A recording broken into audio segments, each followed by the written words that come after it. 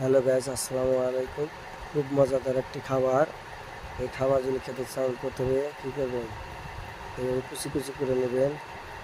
হ্যাঁ, কুচি কুচি করে নেওয়ার পর চিনি দিয়ে সুন্দর করে করে নেবেন। কিছু রসুন দেবেন, তারপর তেল দিয়ে রসুনটা ছেড়ে দিয়ে তারপর এলাচ দিবেন, সাদা এলাচ, তেজপাতা, সাদা এলাচ এগুলো দিবেন, আবার ছেড়ে দিবেন।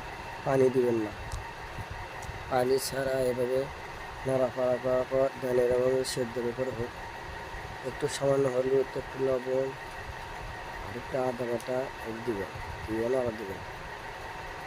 তারপর সজের গুঁড়া আর অনেক কিছু গুঁড়া, জিরার গুঁড়া, কাশ্মীর মরিচ দিলাম সামান্য।